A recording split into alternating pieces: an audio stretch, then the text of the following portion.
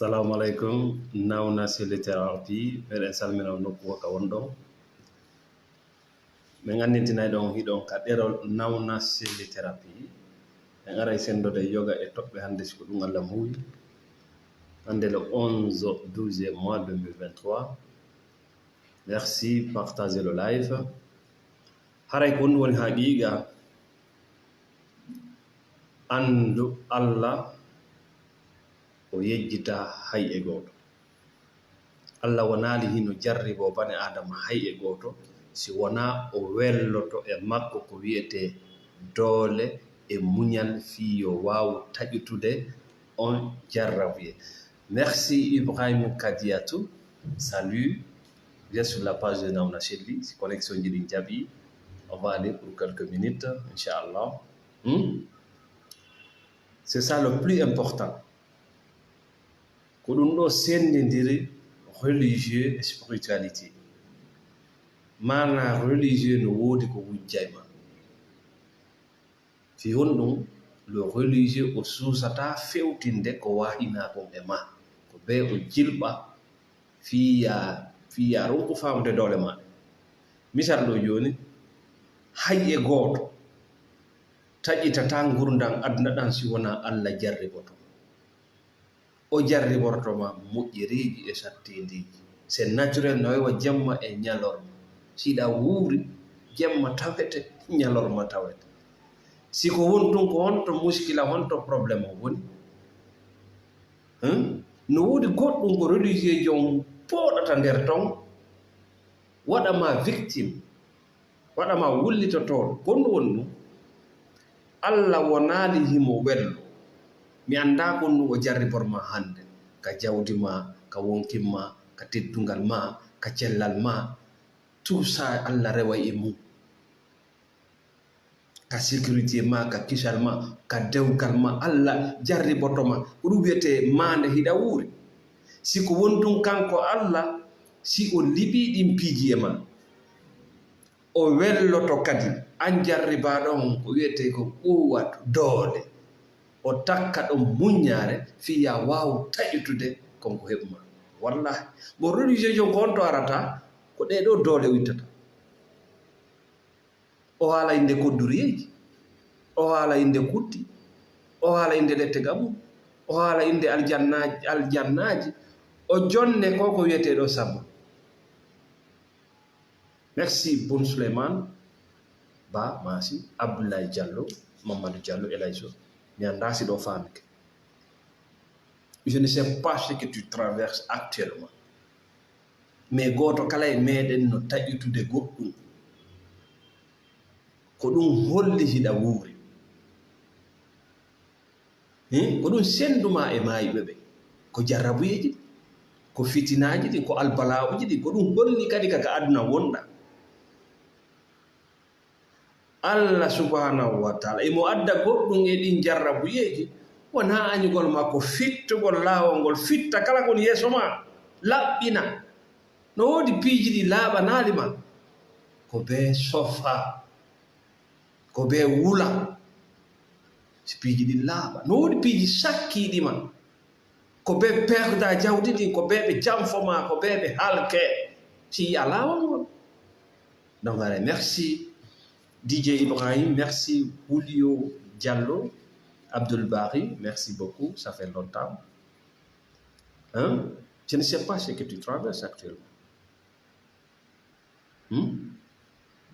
Je ne faut jamais démissionner. Non. Danato e on dina penale, culpabilité, feloreji, hersa e kulol. Danato e sifaɗin dinaji. Ɗaɓɓitu gonga maka.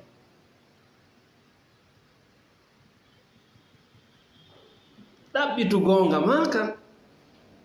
Gonga maka e gonga Allah kam woɗɗodira. Merci Diallo Abdoulaye. Imrana Hakim, merci. Gonga maka e gonga Allah kam woɗɗodira. Gonga maka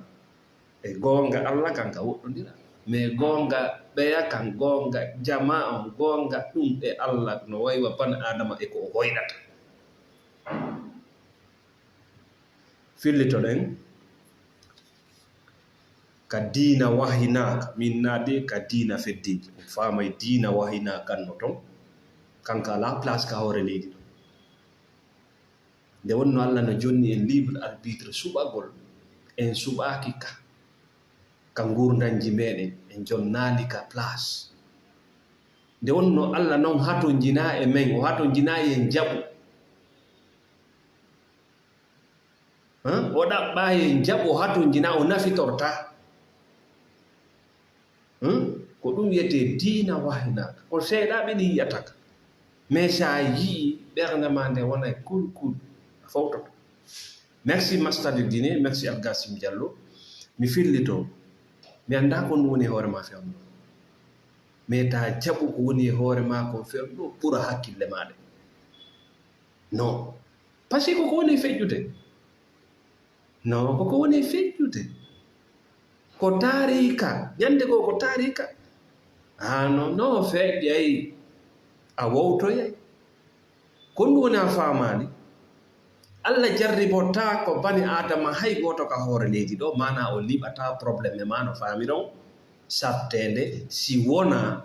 atto o liɓude probléme on e ma o jonnete doole e muñal fiya wawta ittude probléme si tawi tun a yi probléme ma wartagol ari e ma dogugol ari e ma feetere nangima a weemi anda ko ɗum waɗa no woodi ko wujjaɗa ɓuwat o welloto doole ɗen e ma e muñal ngal wat sabru kono noon le religieux est très bien intelligent o etoto ha o retira ɗum ɗo doole ɗen o lontinira ɗum ɗon ko kodduriye donc ala ko wawa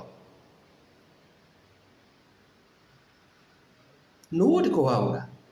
sa heɓi probléme ko ɗiɗiɗi no woodi ko duwaɗa gollude fi probléme no woodi ko wawuɗa nder ton si a waɗali ɗum ɗon muñare nden nafatama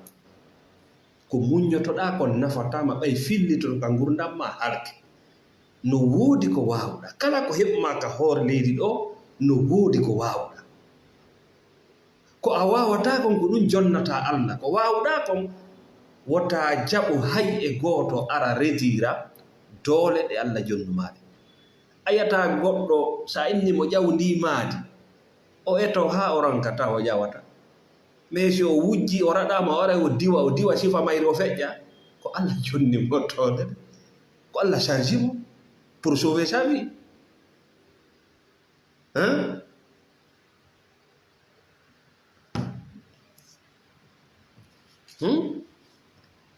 aye ɗo goɗɗo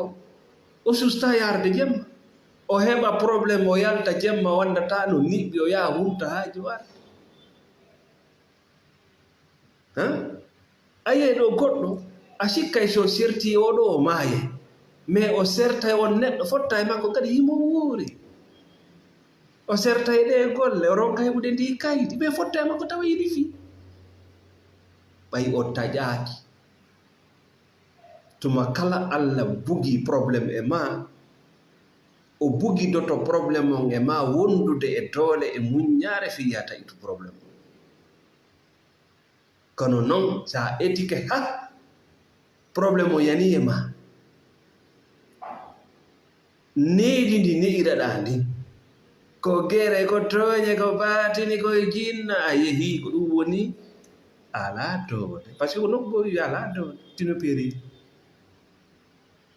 ko gere ko ina añaga ina natini ko talgur ko beppane goɗɗum e ɗin probléme ji koko remuɗa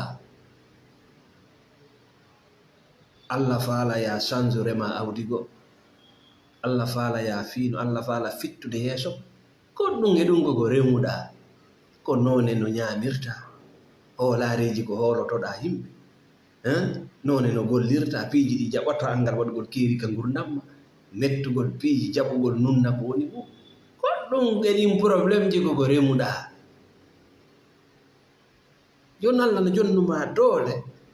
ɓaawo probléme o yande ma o takki ɗo muññaare fi yataƴi tu le religieux ko honto woni doole makko ɗe ko honto woni religieux doole makko ɗe Allah ɓayno welli doole ma sadima waɗuma bane adama tu peux affronter les obstacles o ara o kupa kum ɗon doy tinna inna shahidun no heɓi magami e Allah ko kuddinene ko barki kaw ko gabru e ledde ko fof ko penal ko cause et effet piiji ɗin ko cause et effet ko sababuji e battaneji il faut changer. I know il faut changer. You have to change something from your life. Yaltu e en koyɗi on man yiyata neɗɗo no doga no nanta no itta sadakaji no naata a perdi ko goɗɗum ɓe jattuma ɓuuwa Allah wonali himo jarribo jeeyaɗo makko si wona o welloto e makko doole e muññaade embere jarrabuye makko si ƴettali tun ko aɗani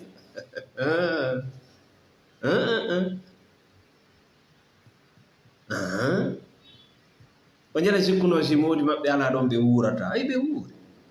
o jele sikkuno si ɓe arti ka leydi ɓe wurata o jele sikkuno si ɓe yalti ɓe tambay ka galle foy hay ɓe wuuri kono ɓuy wartike ɓuy dogi ɓuy feeti par ce que ɓe itta ɓe wujjama wuwa la force d'affronter les obstacles ɓe wujjama ɗum ɗanninayi ɓe yimɓe no haala no sooɗo ko penale a heɓi o probléme koko remuɗa kono noon Allah a ñaama jonnugol ma o probléme ko fiya fiino il faut changer quelque chose nde namnare wayru goɗɗum c'est ça la spiritualité c'est le travail na wullitagol ala ka spiritualité fof koko moƴƴi seede muɗum dalili mum ɗon gonɗunga ɓurana Allah rondata jeyaɗo makko dongal ngal o tognota e probléme ko honɗum na dongal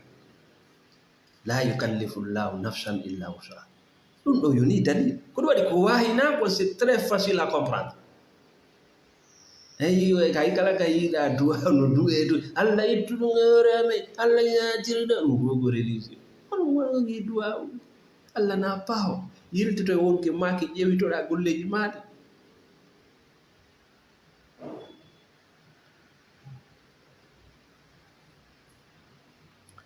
ko dalil on ne Allah rondata bani adama dongal sona ngal o watana ɓuta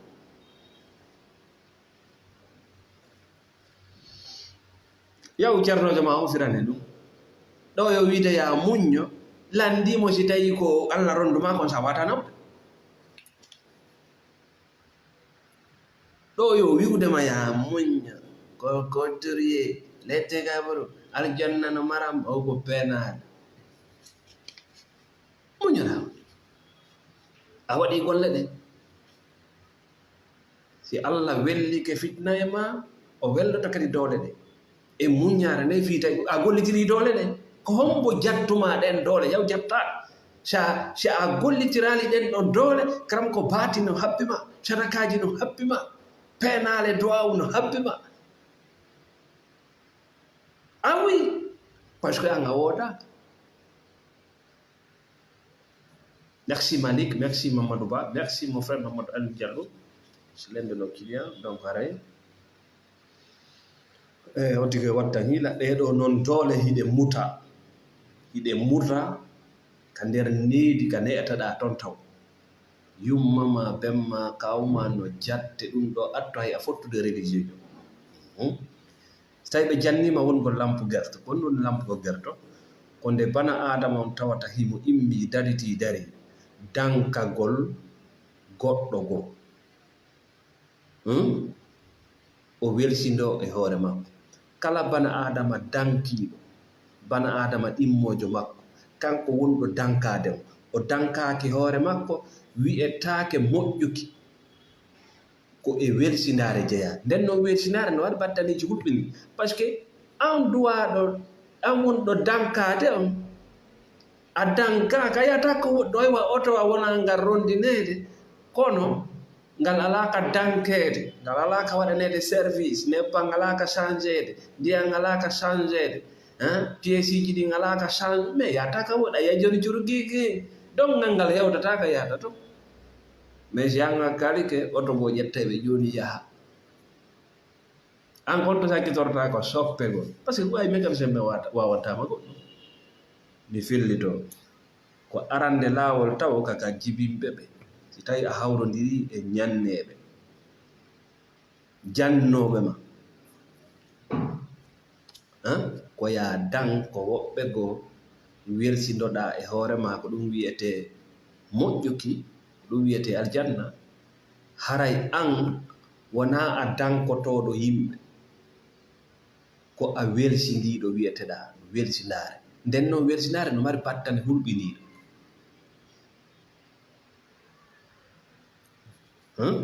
wiyete lampe guerte no boni lampe guerte kadi no yaltitande moƴƴo malaika mais c'est vraiment dangereux parce que ko awoni bonnude aduna ko awoni wadde a woɓɓe no walade hay 14 heures heɓa diabète et tension ji ko an woni naɓude yimɓe clinique ji ko an woni ñawinde yimɓeɓe par ce que gollata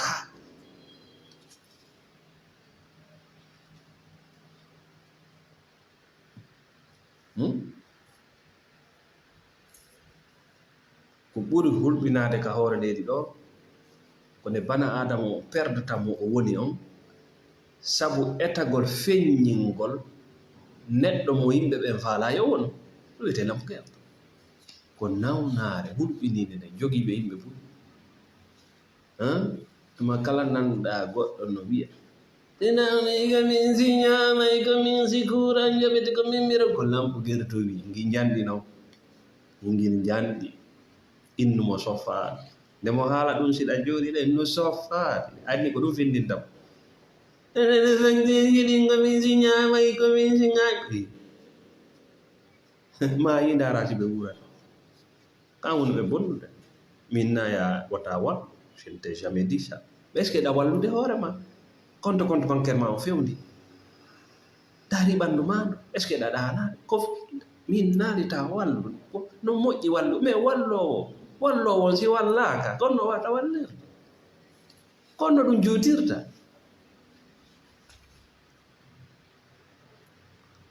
yon noon ƴetten toɓɓere men mawnde nden ko non nden toɓɓere. Merci Alpha Salut Barry, Mariam Baldé, merci. Partagez, mettez le cœur, abonnez-vous sur la base. Mais ngandi tina on nawna selli thérapie wona waajoto andi ɗum kan no jam fiɓe ɓe yeyotino ala nago waajo na waaju ko nde faaleteɗa e goɗɗo feewi nawna selli ɗaɓɓa ko goɗɗo fewata par ce que min tigiri mi feewa haja wala ko fewata ma ko ronkata fewude nawna selli ko yeeyo thérapie ji meɗen salmina meɗen weltano kala suuduɓe thérapie ji sodani yimɓe mum sodani hoore mum sodani sonnaɓe mum sodani bandiraɓe mum ɓe jagno voici mon travail moi je suis pas là pour que ya feewa dafa on ɗum nafatan si a ɓoyri ke gonɗum lorratan so gayi Allah si a feewi lorrata Allah si a ɓoyri ke lorrata Allah ko religieux ɗaɓɓi ya feew par ce que wala golle ko ɗon ko wuuri kanko ɗaɓɓi ya feew lui n'a pas de boulot moi j'ai du boulot may joni noon haraji ƴetten toɓɓere mawnude hittunde no heewi ka jiwɓe natata e dewle ɓe jannganaali fiw no heewi ka sukaaɓe natata e dewle ɓe jannganaali ɗum no tawa yeddugol Allah enen ni wiide yeddugol Allah ko bugagol ko harmi yargol beere angal juuɗugol e fenaande yaamugol riba no tawa yeddugol Allah ka spiritualité o inni kala hunde nde yahanta janngu fi may religieux yo yettanma dolle defte ko an haajuma ala e mum ari o rondiri ɗum ko hoorema nde ɓe wiiɗa jang na ɗum Allah faati o inni ikra Allah wata yewtude a yimo wiiɗo ya janngu deftere o inni ikra ko dewgal faalaɗa ikra onon ɗiɗo wonɓe yahude e dewgal mo darni on ɗa ƴetti sabal o to inni ƴawe ɗo so tawi on wikkitake on ƴewata parce que ɗandi ko habbima eyi ko dewgal non no ɓayi ɗon wawi wadde copie joni hino on ka ñawoje hino on ka justice dari so jaɓi ko par ce que goto e mon ɓendaali si natani dewgal c'est là le danger ara meɗen salmina meɗen weltano kala surɓe thérapie ji fi dewgal ndeɗe yontere donc iɗe garde atto a wonde suddiɗo goɗɗo ma atto a wonde moodi goɗɗo joni ƴetten tun kote sonnaɓe atto a wonde sonnajo ka haalano mawde sonna ma moodi ko enen fijiri ɗum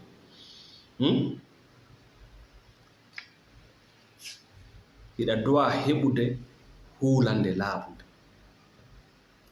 parce que c'est un voyage très difficile atto a jooɗanaade gorko o nodde ɓengu an hiɗa dowa heɓude huulande vision laaɓuɗo ko woni ɗum woni ma naɓude ngal dewgal hara wona yawgol wona machine defowo ma machine hum tuttay ko ɓiɓɓe hiɗa ɓuri ɗum dewgal no ɓuri ɗum si tawi ko ɗon hatti ko yawgol wona machine hum tuttay ko ñaameteeji ma tuttay ko ɓiɓɓe haray darja ma on feƴƴaali darja kurɗu hay kulloy koye no waɗa ɗum kulloy koye no waapani ɓikkoye mum ko ñaama kulloy koye no heɓa ɓikkoy yo taw ko a neɗɗo ɓurɗo on darja yo taw hiɗa mari huulande ko wiyete ko dewgal kono noon huulande ma nen yawgol e dewgal kono ɗum woni ma naɓde ka dewgal ko fi hon ko ɗum woni huulande no wayi ko goɗɗo yaltata ƴetta sawɗu mum yaha Occident yaha Amérique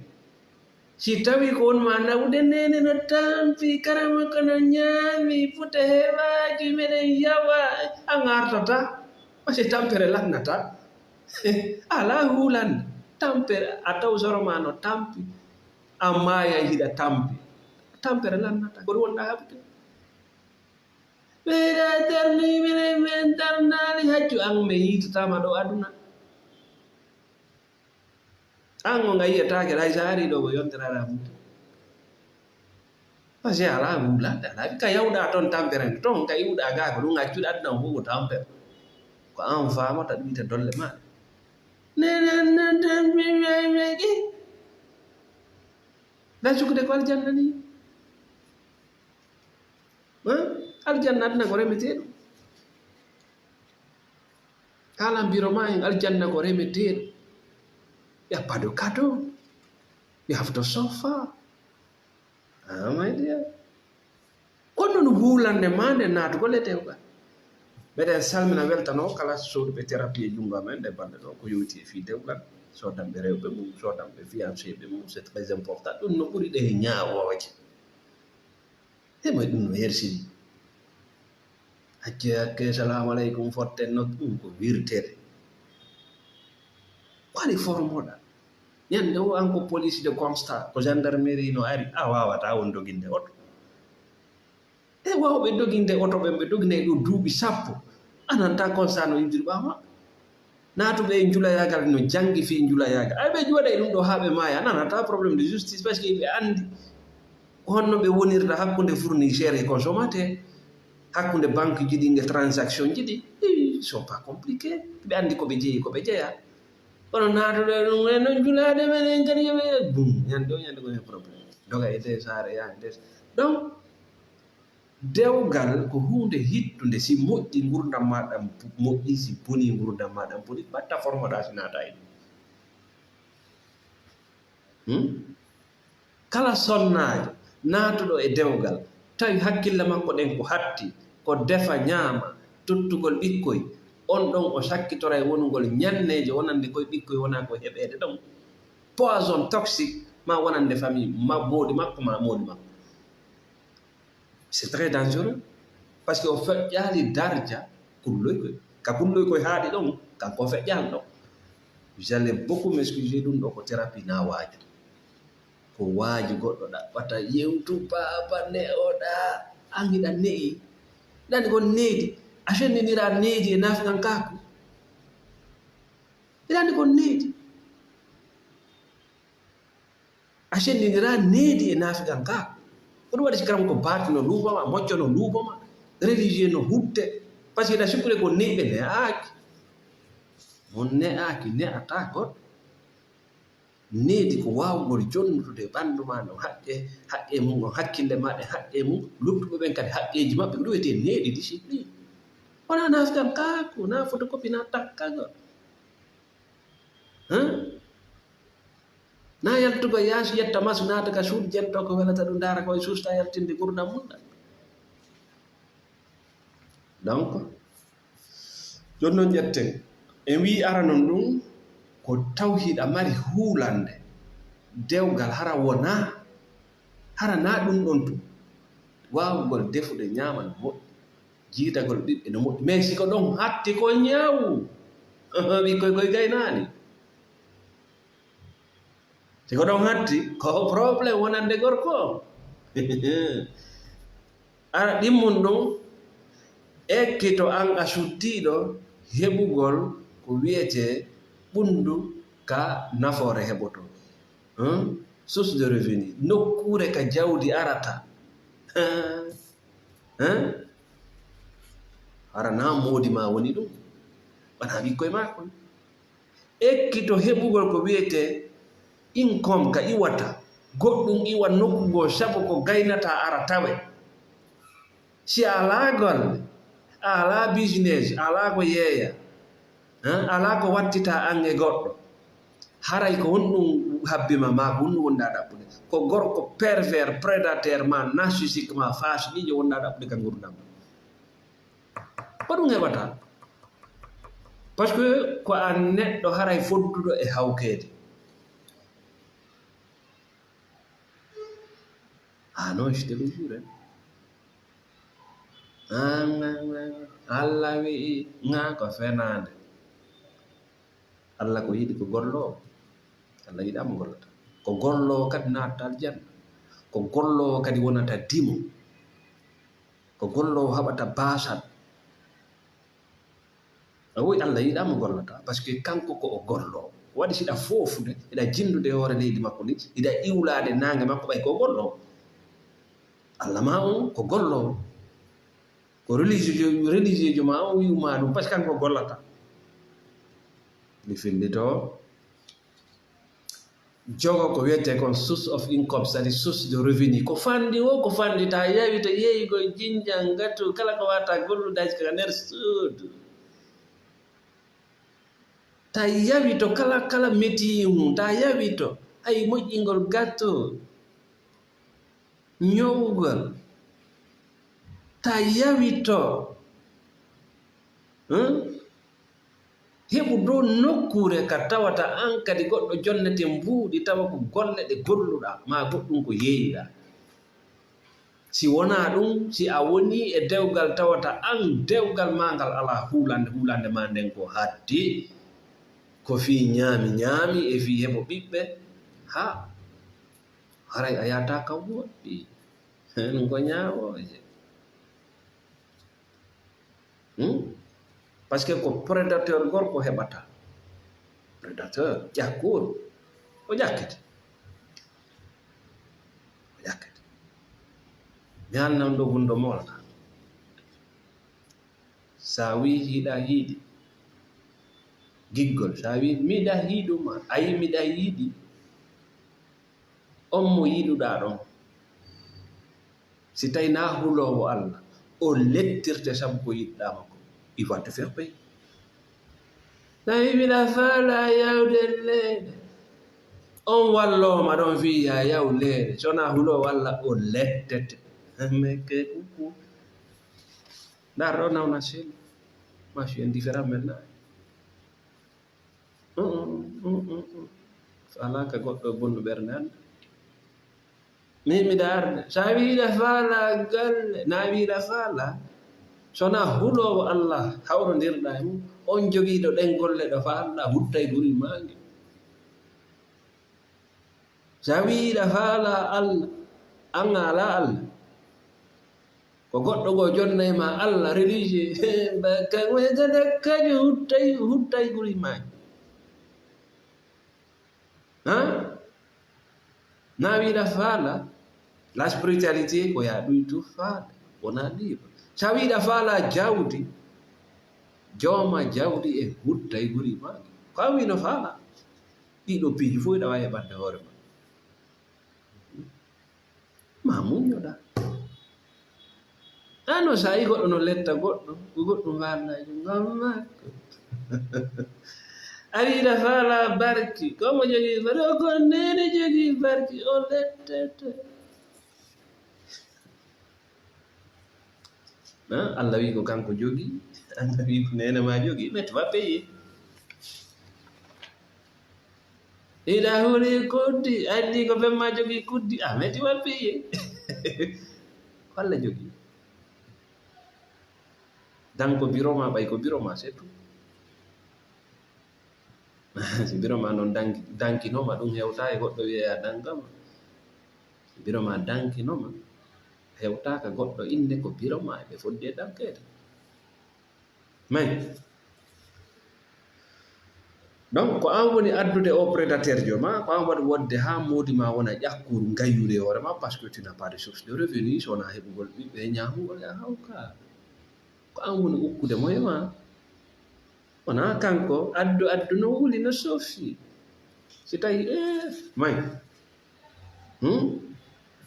wonu sonnajo sendodoteɗo e mum ta wonu sonnajo jaɓayɗo tun wonu jonnowo ta wonu siiɓotoɗo tun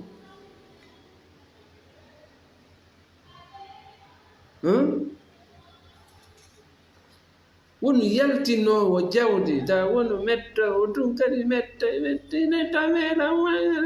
ko ɗum ɗay ñawoje wonu kadi kene rondotoɗo dolle goo ton wota wonu rondeteɗo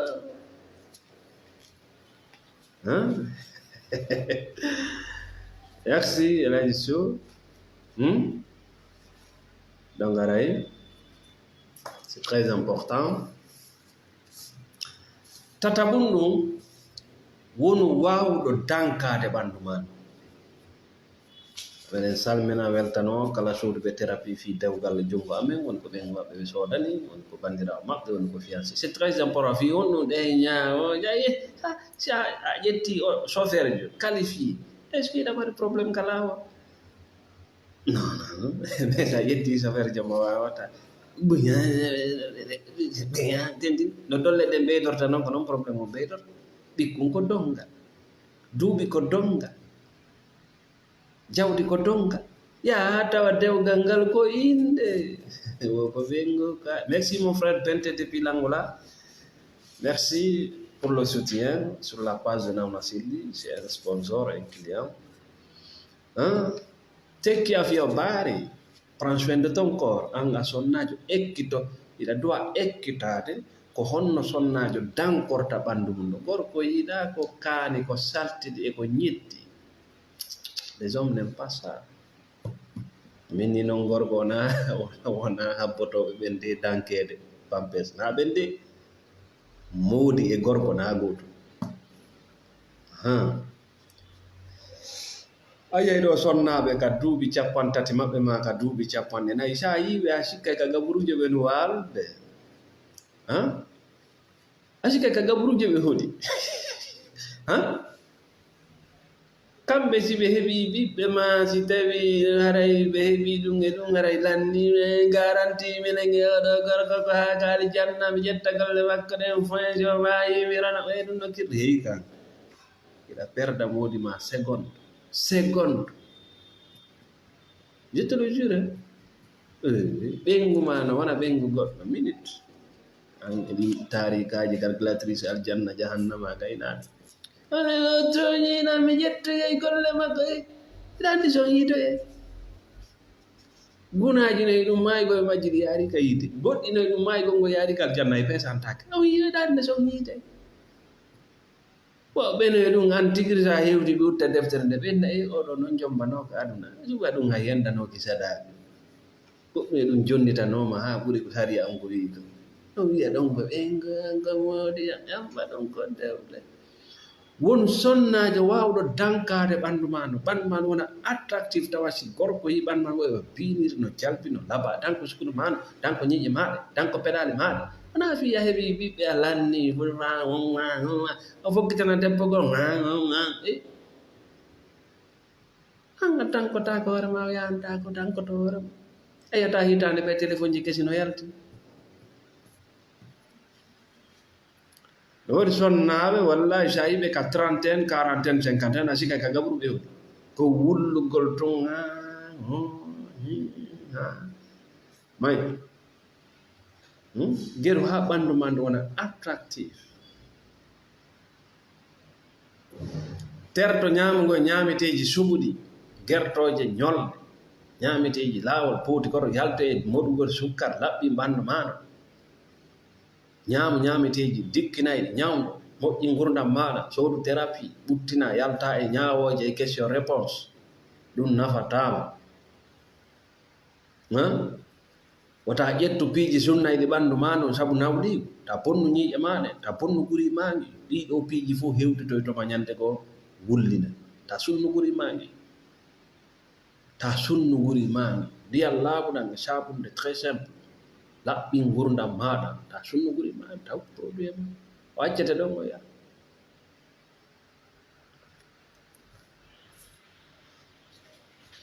ekkito kadi ko honno yewtirta an e gorko hey kam dewgal wona fiju ndaar wona ɓiɗɗo ma wonɗa yewtude wona israo ma wona gunaru ka laawol na kele ma wonɗa yewtude mo ekkito ko honno sonnajo yewtirta gorko mo o wiyata moodi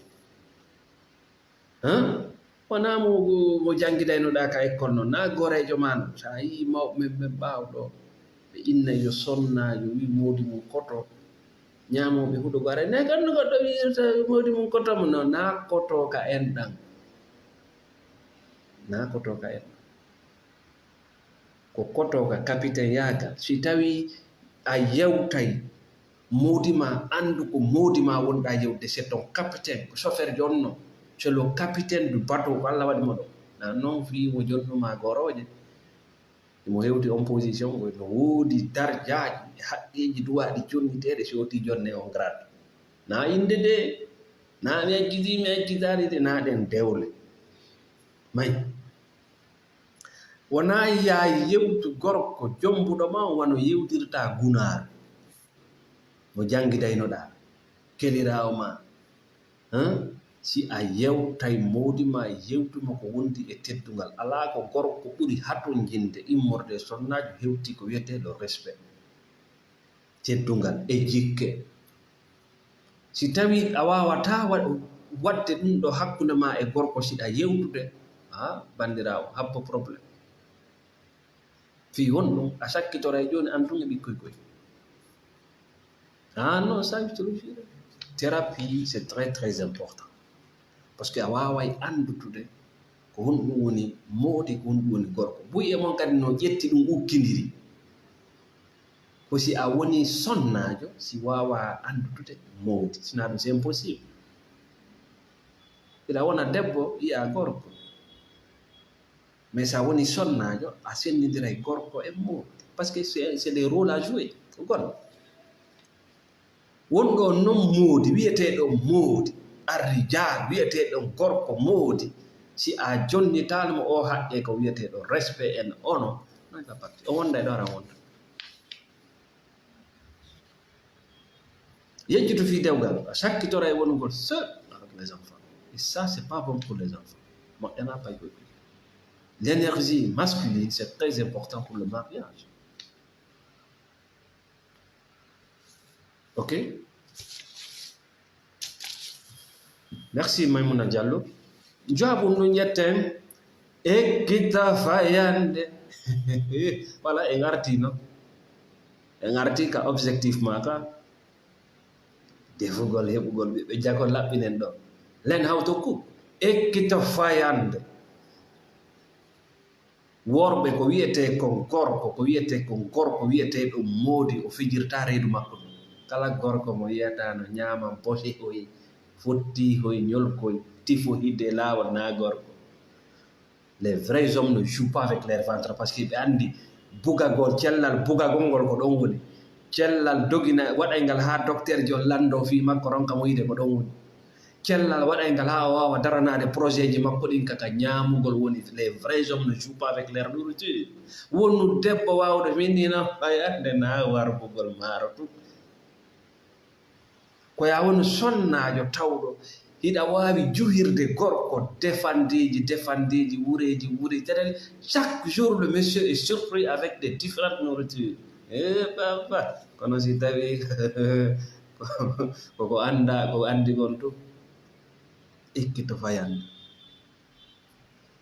jandu ñande ekkito tuma kala yiɗa defande hesere yaw ekkito. Il faut surprendre le monsieur avec des nourritures sertuɗi ko ɗum woni mo nawde ga yaasi koye goroy mari koye wono mari kaalisi no ñaman bosoyi e putehoy e mafetiga hoy e haako no metta ko ɗum woni ko tifoye tufataɓe titikki wonɗo defude on anda kayi no ɗojja e hoore mum duggu ko ɗum woni warde modima yari wata bugade. Yaltu e ñamete wiyeteɗo routine food c'est à dire hande ko tiga janggalantere tadi ñande warata mo ande ko defuɗa yaltu e ɓiɓɓe ma ɓe yiɗatama modi ma yiɗatama ene wayo ñammini kaari sinama ko bebbale usaka ñamminama ko noone no ñamminirmo no wona famaɓe o jonni mo ñamete gelɗo an jonnamo ñamete mo ronkidi e mum. Merci Kisso mahi jeega mum ɗum le plus important dans le mariage learn about sex ekkito fi bugagol. Non ɗum ɗo noon gayra jan sona ka thérapie a ɗuɗata yiide harana wigol sesaranike ma ko ala janna ko yiide ko ko penade aji malayika goɗɗo bugoto woni golle malayika. sa waɗi ko dagi o winda sa waɗi ko harmi o winda o ɗuytata o ɓeydata bal hay waɗugol ma ko dagi anni e on o anda waɗugol ma ko boni anni e ma on no kakkude ma kanko anda goɗɗo innama yiɗa ɓuri malayika valeur par ce que anga ñama e yaray iɗa mari choix malayika laaɗum a bugoto malayika bugotako dewga goɗɗo tan goɗɗo haalata koye haala woye cono saɗa ɗanninir ɗum bana aɗo aji malayika sa bukke sa bugaki makirde on ka dewgal ekkito ko wiyete sexe ɗum hersirtake par ce que ɗon no dagi sa hersiri ko dagi ko goɗɗo yiyete joni ɗa mantora ko harmi ɗo yiyata joni ɓe mantorde ko harmi ko angal faamugol ko honno bugorte e honno bugorte e noone no bugorte ɗum no lanci dewle bu ɗe doit famde sexe anatomie awra on taw awra gorko on farjuma on yaafa ɗo anda no jooɗori no wayi wono chauffeur jo andiri levier auto ɗum ko formation waɗeteɗum ta hirsu sodangol ɗum ɓenguma bandirawo ma c'est important sona ɗum mocco neɓaymo luubade koye jinnari na jinnari côté sexe là c'est pourri o haalanta on noon ko laaɓi c'est pourri tongo jettaɗe ɗaɗi makko ɗin fof no yoora par ce que kamɓe ɓe wiide ɗum jiidagol ɓiɓɓe ara lanni ko ɗum a dennaɓoji juutuɗi yanne ko gorko goroto ɗum e bugagol heɓo ɓiɓɓe na laawol gootol goɗɗo no heɓa ɓiɓɓe hara goɗɗo bugaki toon a yiyaat ɗum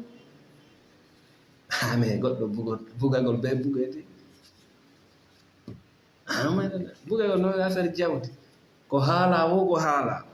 ka jawdi ndin wallinte ɗon si goɗɗum memmino sidi waalaki mi duwa aw temedere yo arɗo makka e madina ka jawdi waaloto ɗon si jawdi arani gollata ko noon bugagol wayi ko ɗum koko duwa équitede. Ça donne la force à la femme et l'homme. Et ɗi hawreji heewɗi sa yaltini probléme bugagol nder to ñawore lanni may ekkito andugol ɓandu ma no sa yiɗa naata e masturbation e ɓiiri tagol e jiiɓi tagol e darugol pour andama ɓandu ma andama wondude ko ɗum waɗa maintenant ya dara to montage ji penale ara inna e ɓengu ma wawno ma yo ça ne marche pas ɗum gogo penale porno boroɓe ɓe fenanti woni des montages c'est pas naturel. ɗum mo yiɗa ono faala yawde 1 heure de temps 2 heures ɗum na sexe ko porto carte hunde wotere ɓe on filditade may